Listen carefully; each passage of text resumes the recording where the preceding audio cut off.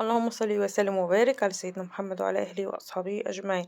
هعمل صينيه كنافه بالمهلبيه او القشطه الكدابه، بس بطريقه جميله جدا، وهقولك انها تنجح معاكي ازاي لو اول مره تعمليها.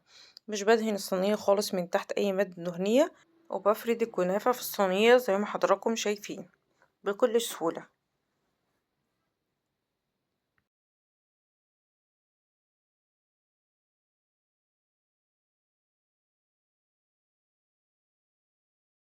بأي صينيه عندك ودوسي عليها جامد جدا عشان تتماسك مع بعضها.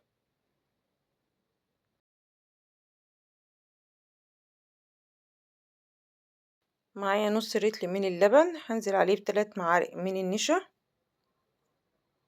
ما بحط السكر، بقلبهم على البارد وبعد كده برفعهم على النار لحد ما يتقلوا معايا.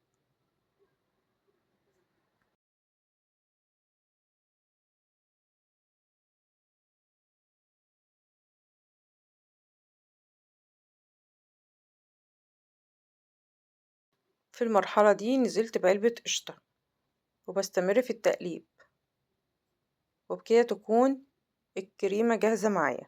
أو القشطة الكدابة بنزل عليها بمعلقة صغيرة من الفانيليا، وطبعا أنا طافية النار، وبضيف القشطة في النص وبنزلش بيها على الطروف.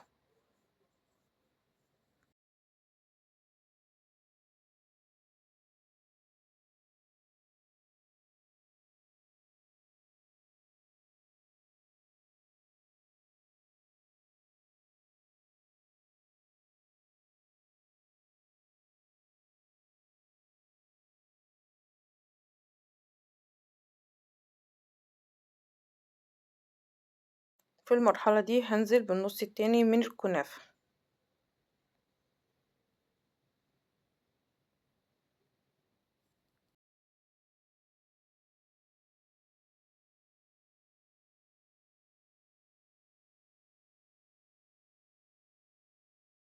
هضيف على الكنافة من فوق كوباية من السمنة، والفرن متسخن معايا مسبقا على درجة حرارة 180. والكنافة بتدخل الفرن على درجة حرارة 180. وده شكلها بعد ما خرجت من الفرن. كنت عاملة السيرم بتاع الكنافة وسايباه بارد، بسقي بيه الكنافة على طول، وهقلبها على الوش التاني واسقيها برضه.